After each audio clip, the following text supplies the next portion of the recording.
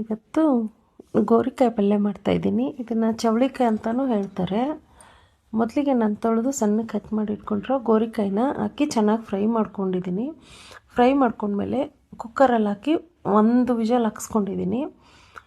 ಒಮ್ಮೆ ಒಂದೇ ಸಲ ಪಲ್ಯ ಮಾಡಿದ ಮೇಲೆ ಬೇಯಿಸ್ತೀವಿ ಅಂದರೆ ಜಾಸ್ತಿ ಟೈಮ್ ತೊಗೊಳುತ್ತೆ. ಕುಕ್ಕರಲ್ಲಿ ಒಂದು ವಿಷಲ್ ಹಾಕ್ಸಿದ್ರೆ ಬೇಗ ಆಗೋಗ್ಬಿಡುತ್ತೆ. ಪಲ್ಯಕ್ಕೆ ಸ್ವಲ್ಪ ಹುಚ್ಚಳು ಫ್ರೈ ಮಾಡಿಬಿಟ್ಟು ಪುಡಿ ಮಾಡ್ಕೊಂಡಿದ್ದೀನಿ. ಆಮೇಲೆ ಇವಾಗ ಒಗ್ಗರಣೆ, ಸ್ವಲ್ಪ ಎಣ್ಣೆ, ಸಾಸಿವೆ, ಜೀರಿಗೆ, ಕರಿಬೇವು, ಈರುಳ್ಳಿ ಸ್ವಲ್ಪ ಫ್ರೈ ಆದಮೇಲೆ ಹಸಿಮೆಣ್ಸಿನ್ಕಾಯಿ ಪೇಸ್ಟು ಹಸಿ ಸ್ಮೆಲ್ ಹೋದ್ಮೇಲೆ ಒಂದು ಸ್ವಲ್ಪ ಅರಿಶಿನ ಹಾಕಿದ್ಮೇಲೆ ಬೇಯಿಸಿಟ್ಕೊಂಡಿರೋ ಗೋರಿಕಾಯಿ ನೀರೆಲ್ಲ ಬಗ್ಸ್ಬಿಟ್ಟು ಅದು ಗೋರಿಕಾಯಿ ಹಾಕಿ ಸ್ವಲ್ಪ ಮಿಕ್ಸ್ ಮಾಡಿಕೊಂಡು ರುಚಿಗೆ ತಕ್ಕಷ್ಟು ಉಪ್ಪು ಬೇಯಿಸೋಕ್ಕೆ ಸ್ವಲ್ಪ ಹಾಕ್ಸ್ಕೊಂಡಿದ್ದೆ.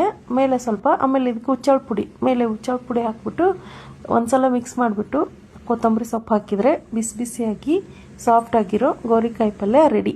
ಒಂದು ಸಲ ಮಾಡಿಕೊಂಡು ನೋಡಿ, ಚೆನ್ನಾಗಿರುತ್ತೆ.